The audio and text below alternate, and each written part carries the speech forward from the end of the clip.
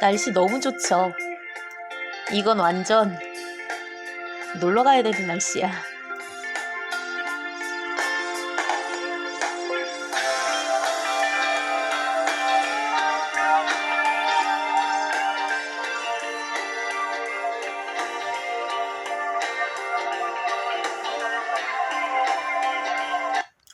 Y뉴스 외전 책 읽어주는 여자 나디아입니다. 아주 낯익은 지식들로 시작하는 인문학 공부 보고 있죠? 이 책은 신동기 박사님 지음이고요. 아틀라스 북스에서 펴내셨어요.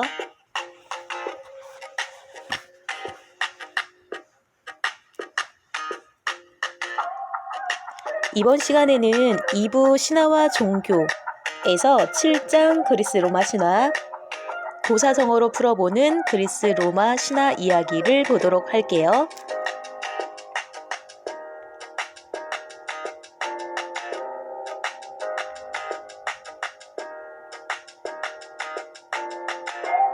고사성어로 풀어보는 그리스 로마 신화 이야기.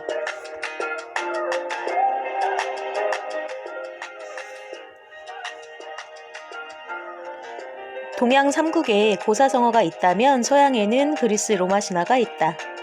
표의 문자인 한자 문화권답게 동양의 고사성어가 몇 개의 한자로 상황을 압축적으로 설명하는 방식이라면 표음 문자권의 그리스 로마 신화는 주로 주인공의 이름을 대유법으로 사용해 상황을 압축적으로 설명하고 있다. 미다스의 손 하면 황금을, 판도라의 상자 하면 블랙박스와 폭로를, 헤라클레스 하면 천하무적의 강력한 힘을 연상케 하는 시기다.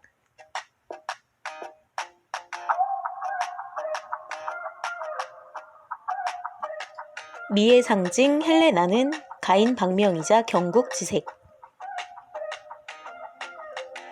그리스 로마 신화에 나오는 최고의 미인 헬레네를 동양의 고사성어로 표현하자면 고대 서양의 가인 박명이자 경국지색 정도가 될 것이다. 오늘날의 아역 탤런트처럼 어릴 적부터 그리스 세계에서 얼짱으로 소문난 헬레네는 기록으로 남아있는 인류사 최초의 유아 납치 사건의 희생자였다. 영웅 테세우스가 아직 자라지도 않은 꼬마 숙녀 헬레네를 키워서 자기의 신부로 삼겠다고 납치한 것이다. 다행히 납치 후 테세우스가 집을 비운 사이 헬레네의 쌍둥이 오빠 카스토르와 폴리데우케스는 사랑하는 여동생을 다시 찾아갔다. 자라서 성인이 된 후에는 파리스가 아프로디테의 도움을 얻어 또다시 헬레네를 납치하는 사건이 벌어졌다. 이 납치 사건은 일이 커져서 지중해 세계대전을 불러왔고 결국 트로이가 멸망하는 결과를 가져왔다. 일생에 2번이나 납치 사건을 겪었으니 가인 박명인 셈이다. 또한 헬레네는 서양판 경국지색의 전형이기도 했다. 중국 고대 하나라의 멸망을 가져온 말희, 은나라의 종말을 재촉한 달기, 서주시대를 마감하고 동주시대를 열게 한 포사처럼 헬레네는 트로이를 불바다로 만드는 데 있어서 방아쇠 역할을 했다. 감출 수 없는 미모 때문에 신과 힘있는 인간들에 의해 일생이 좌지우지되는 삶이 헬레네에게 주어진 운명이었다.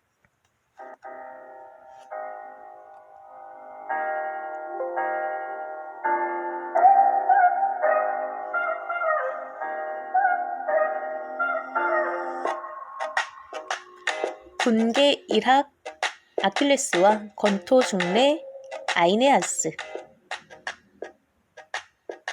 그리스 폴리스 연합군과 트로이군을 통틀어 가장 뛰어난 장수였던 아킬레우스는 서양판 군계 일학이자 국사 무쌍이었다.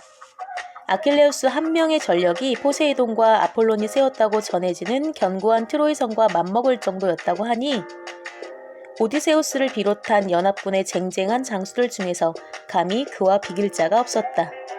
유방의 영원한 집사 소하가 유방에게 천하를 얻기 위해서는 이 나라에서 둘도 없는 인물인 국사무쌍 한 신을 등용해야 한다고 주장했는데 트로이 전쟁에서는 아킬레우스가 바로 그런 국사무쌍이었다. 트로이 장군 아이네이아스는 무모한 필부지용으로 목숨을 가볍게 여기지 않고 권토중리함으로써 세계사의 큰 물줄기를 만든 인물이었다. 진나라를 무너뜨리고 잠시 천하를 통일했던 항우는 오강포에서 재기를 포기하고 스스로 목숨을 끊음으로써 후세에 감동과 명예만을 남겼다. 그러나 아이네이아스는 불타는 조국 트로이를 뒤로하고 이탈리아를 건너가 로마의 전신인 라비니움을 세움으로써 살아서 권력을 누렸고 죽어서는 2200년간 지속된 로마의 영광을 실현시켰다.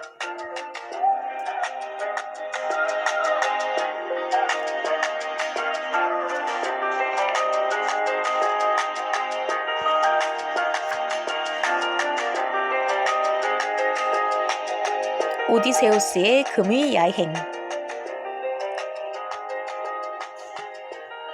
오디세우스는 트로이 전쟁이 끝난 후 10년 만에 고향인 이타케로 돌아가게 되었다. 집을 떠난 때부터 통틀어 세면 20년 만에 귀향이었던 셈이다. 강산이 2번이나 변한 장구한 세월이었다. 오디세우스는 이타케로 돌아가는 과정에서 여러 공주와 여신들에게서 유혹을 받았다. 구의 전문인 마법의 여신 키르케가 함께 살자고 죽사살자 매달렸고 서쪽 끝 오기기야 섬의 여신 칼립소는 수째 7년간이나 오디세우스를 억류시키면서 마음을 돌리려 백방으로 노력했다. 그가 고향에 도착하기 전에 마지막으로 들른 스케리아 섬의 착한 공주 나우시카 역시 그에게 헌신적이었다. 그러나 그의 머릿속에는 어릴 적 뛰놀던 고향 산천과 정절의 여인으로 알려진 사랑하는 왕비 페넬로페와 아들 텔레마코스의 곁으로 가야 한다는 생각뿐이었다. 동양의 고사성어로 치면 일종의 금의 야행적 사고였다. 항우는 천하를 통일한 뒤 천하의 중심인 중원에 수도를 두지 않고 중심에서 벗어난 동쪽의 팽성으로 돌아갔다.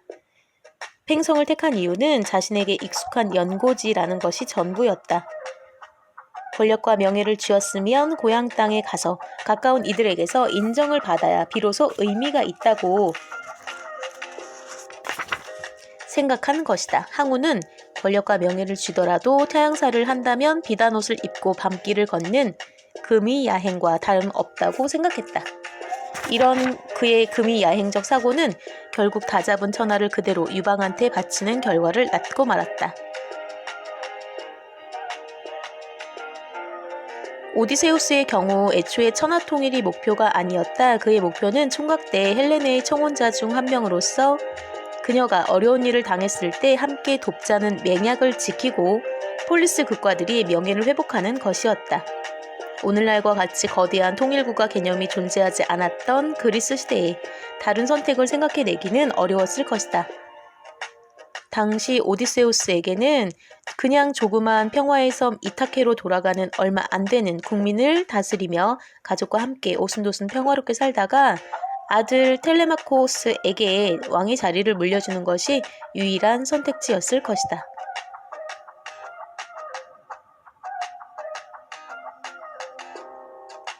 아이네이아스의 대의멸친.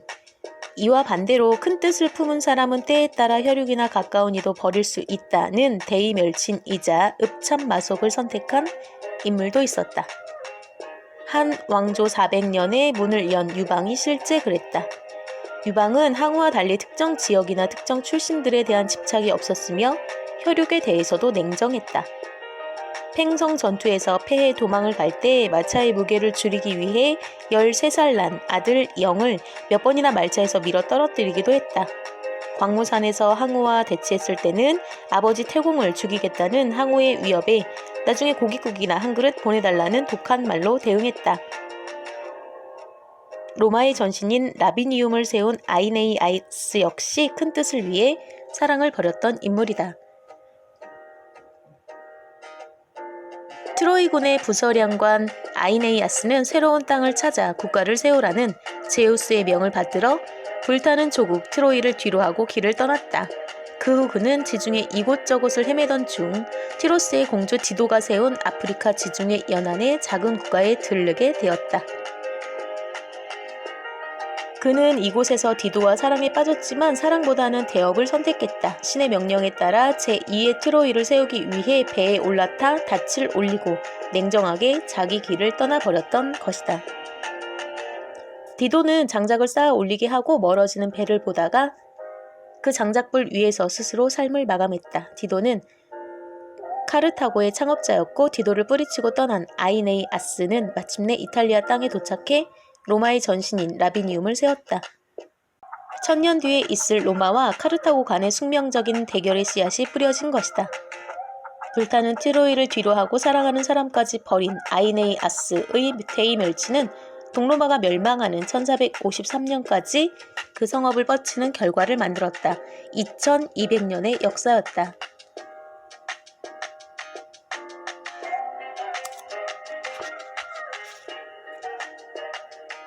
인간 중심의 이야기라는 공통점. 동양의 고사성어는 주로 춘추 전국시대 때 만들어졌다. 그만큼 다양하고 복잡한 사건이 많았던 시대였기 때문이다.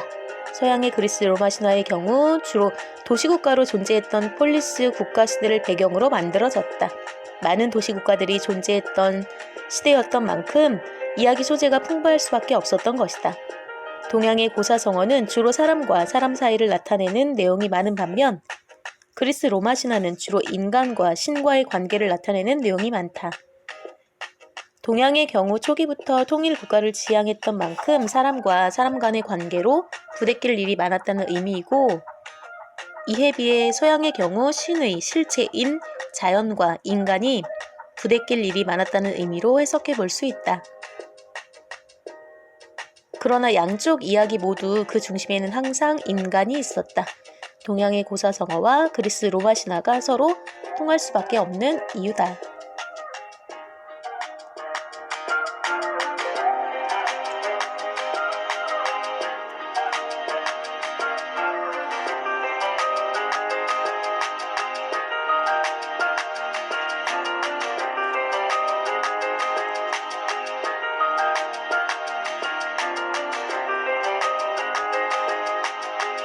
읍참마소?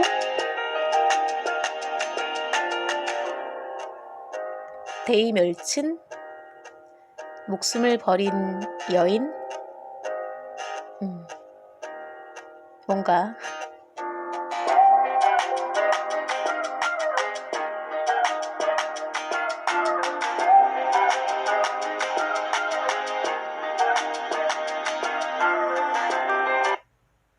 Y뉴스 외전 오늘의 희망 메시지는요.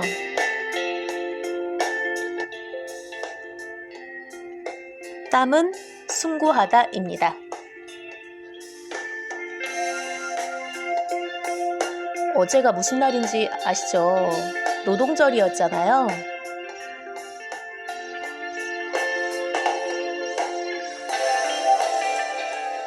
나쁜 거 빼고 무언가에 전념할 때 흘리는 땀은 정말 숭고한 것 같아요.